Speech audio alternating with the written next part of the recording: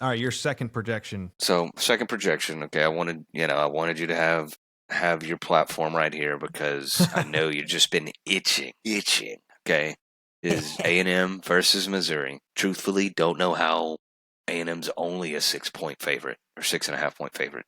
With an injured quarterback, with a Mizzou team who I don't think is necessarily that good, I was expecting A&M to kind of be, you know, 8 to 12, right?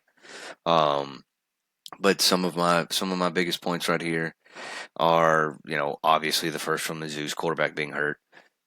You're kind of a borderline SEC team when that part of your team goes down. It's kind of the kiss of death right there. Like if you look at any of the like if Mississippi State, if their quarterback went down, tough. You're gonna suck. Like that is what it is. And so I think, only way I think kind of the same thing. Mizzou only wins this game is if they just slow it down, play keep away, and make A&M try to do something uncharacteristic, right? If you're down 7-0, it's okay. A&M's offense is good enough; they will score. A&M's defense is good enough. I think they will keep Missouri from scoring. And so that's my other note is I have Aggies just keep doing what you're doing. Okay, don't get it. Don't overcomplicate things. Don't let the record get to you. Don't do it. Don't do it, Bobby.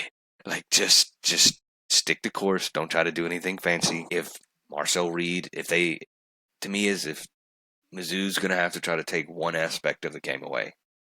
And it's either gonna be Marcel Reed or it's gonna be the running backs. They're either gonna load the box or they're not. And so truthfully, I think they load the box and try to take the running backs away and say, this is all on Marcel Reed's shoulders. Same thing. Keep doing what you're doing. Don't overcomplicate it, and I think you win. I think the Aggies win. I think they go. What is it? To 9-0, right? And I think they keep moving forward. They end the season fine. But I do think this could be like a game. I don't want to. I guess you could call it a trap game, just to where I think just A&M gets in their heads about things, and then just. I mean, you've been an Aggie fan, okay? The fighting eight and fours. Fighting 8 and 4s, baby. You're at You're at the You're point of at no 8. return. You're at 8. You just can't mess up. Don't mess up, and like don't play not to mess up, but like just don't try to do anything uncharacteristic. And I think you win this game. I have A&M projected to win 38-21. I think this is a blowout for most of the game. I think they get to third or fourth quarter and they take everybody's starting to, grab the ice bags, take their helmet off. Marcel Reed's in a hat. They may score a couple, whatever, easy garbage time touchdowns, but I truthfully think A&M has this in the back.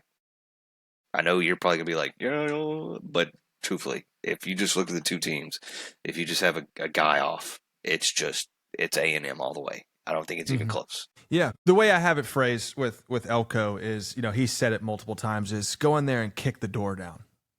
Go in there and kick the mother effing door down, and don't care who's at quarterback, don't care whose house we're going into. And I think of that Michael Irvin clip where he's like, "Don't let them come into your house and take your meal." This, that, and the other. And he's like, "I'm not nervous. I'm just saying."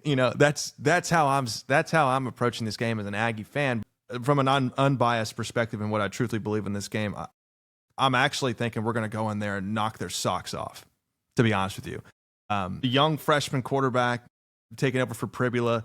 I think that pass rush, we got a true freshman or something like that who's just getting pressures out the booty.